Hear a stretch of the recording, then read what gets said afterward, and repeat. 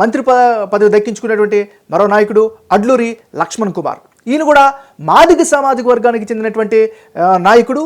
So Dharmapuri నియోజకవర్గం నుంచి present ఎమ్మెల్యేగా కొనసాగుతున్నారు. అంటే ఒక రకంగా చెప్పాలంటే మాల మాదిగ ఎస్సీల్లో రెండు ప్రధాన కులాలకు అయినటువంటి మాల మాదిగ సామాజిక వర్గానికి కాంగ్రెస్ పార్టీ కావచ్చు, ప్రభుత్వం కావచ్చు, ముఖ్యమంత్రి రేవంత్ రెడ్డి కావచ్చు న్యాయం చేశారు. సో వీళ్ళకి మంత్రి పదవులు ఇవ్వడంతో ఆయా సామాజిక వర్గాలకి సంతృప్తి పరిచినట్టుగానే మనం చెప్పుకోవచ్చు. మరోవైపు బలమైన నేత మాజీ స్పీకర్ కొప్పుల ఈశ్వర్ను ఈయన ఓడించారు.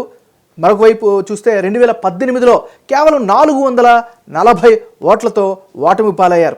మరోవైపు 2009లో ధర్మపురి నియోజకవర్గం ఏర్పడిన దగ్గర నుంచి కూడా ఈయన పోటీ చేస్తున్నారు. అంటే ఈయన కాంగ్రెస్లోనే కొనసాగుతున్నారు, పార్టీకి విధేయుడిగా ఉన్నారు.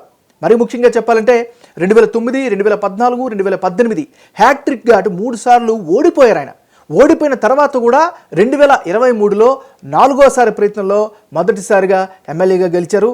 2018లో విజయం తథ్యం అనుకున్నారు, కానీ స్వల్పంగా 440 ఓట్లతో ఓడిపోయారు. ఇప్పుడు ఇంత పోటీ మధ్యలో ఆయనకి మంత్రి పదవి దక్కడం కాంగ్రెస్ పార్టీలో లాయల్టీకి నిదర్శనంగా మనం చెప్పుకోవచ్చు.